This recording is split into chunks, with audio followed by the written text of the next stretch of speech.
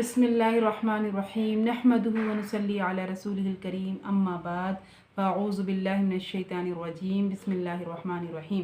कल सूरह निसा में हमने बताया था कि विरासत में बेटियों का कितना हक़ मिलेगा और बेटों का कितना हक़ मिलेगा।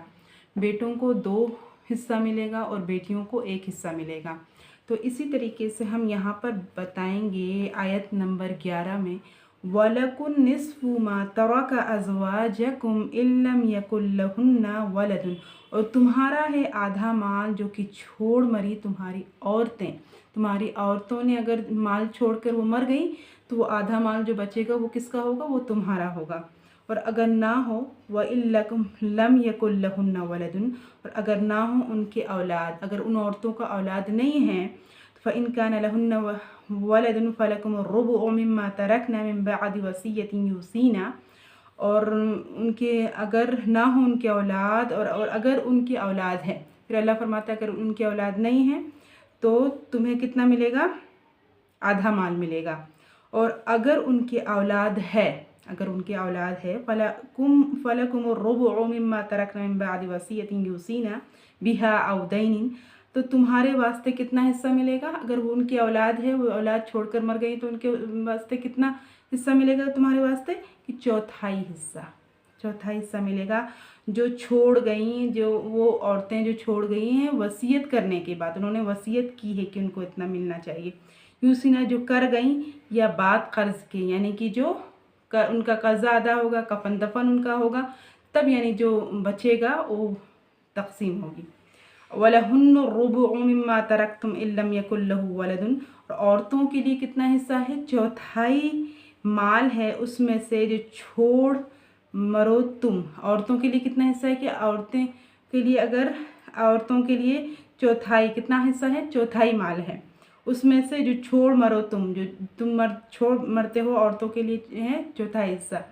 और औरतें जो छोड़कर मर जाती हैं तो उनका क्या है? आधा हिस्सा मिलेगा। व इल्लम यकुल लहुकुम वलदुन, और अगर ना हो तुम्हारे औलाद, फिर भी मर्द से मुखातिब होकर फरमाया कि अगर तुम्हारे औलाद नहीं है फ़इन काना लकुम वलदुन वलहुन्नु सुमुनु, और अगर तुम्हारी औलाद है और अगर उनके लिए 8वां हिस्सा, अगर औलाद नहीं है तो कितना मिलेगा? चौथा हिस्सा। और अगर औलाद नहीं है, अगर तुम्हारे औलाद है तो उनको कितना मिलेगा? औरतों को 8वां हिस्सा। मिम्मा तरक तुम, जो उसमें से जो कुछ तुमने छोड़ा है, यानी कि उनमें से जो तुमने छोड़ दिया है, मिन बादी वसीयत ने, और वसीयत के बाद, जो वसीयत उन्होंने किया है, वसीयत करके मर गए हैं, उनके बारे में है। तूसून बिहा औ दैनिन व इन कान रजूलुन, जो तुमको मर दिया कर्ज, यानी पहले तो मरने वाले का क्या है? कर्ज अदा होगा, कफन और दफन का उससे वो अदा होगा, फिर उसके बाद जो बचेगा उसको तकसीम किया जाएगा। व इन कान रजुलुन युरसु कलालतन अव इम्राअतुन व लहु अखुन व उख्तुन फलिकुल्लि वाहिदिन मिनहुम अस्सुदुसु, कि अगर वो मर्द जिसकी मीरास है, वो मर्द जिसका मीरास क्या है? बाप बेटा कुछ नहीं रखता, या औरत हो ऐसी कि उस मैयत के एक भाई है, उसका कितना भाई है? उस मैयत का एक भाई है या बहन है, तो दोनों में से हर एक का कितना हिस्सा मिलेगा? 6ठा हिस्सा मिलेगा। यहाँ पर क्या जिक्र किया गया है कि अगर इस तरह औरत को उसके खाविंद के माल में से कितना हिस्सा मिलेगा? चौथाई हिस्सा। अभी हमने जिक्र किया ना इसका, कि औरत को उसके खाविंद के माल में से कितना हिस्सा मिलेगा? चौथाई हिस्सा मिलेगा। अगर मर्द की औलाद कुछ ना हो, अगर मर्द की औलाद है, ख्वाह उस औरत से या दूसरी औरत से है, तो औरत को कितना मिलेगा? 8वां हिस्सा मिलेगा।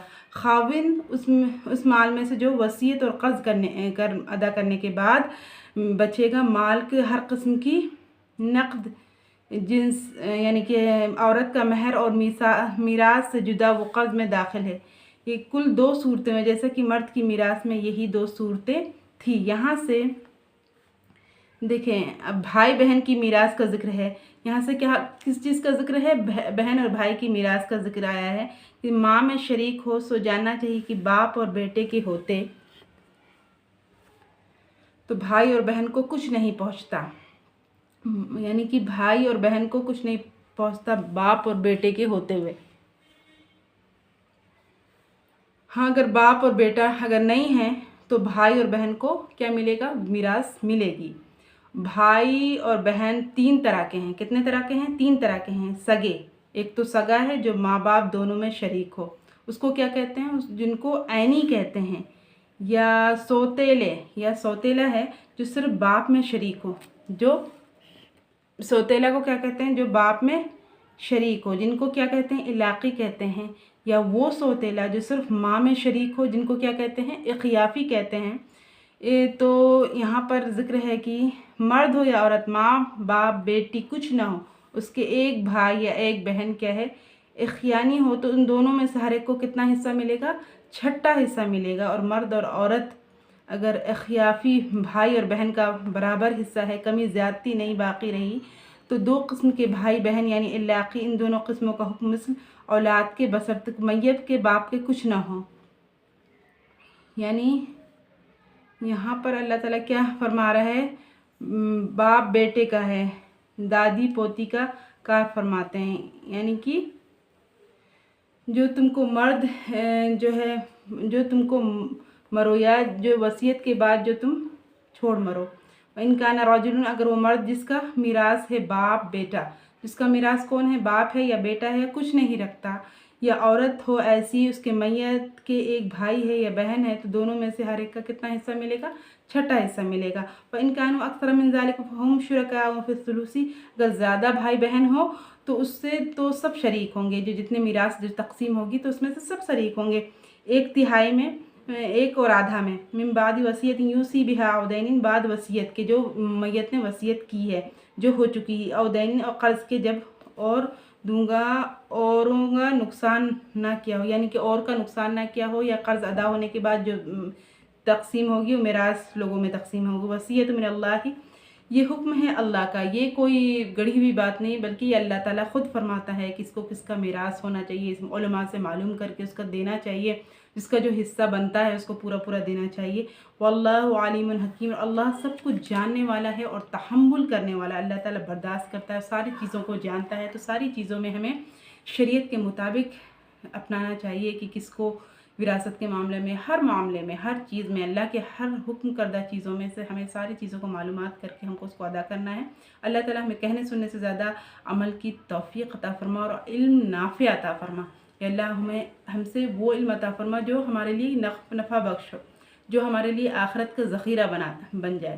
اللہ تعالیٰ ہمیں کہنے سننے سے زیادہ عمل کی توفیق بخشے. وآخر دعوانا ان الحمد للہ رب العالمین. السلام علیکم.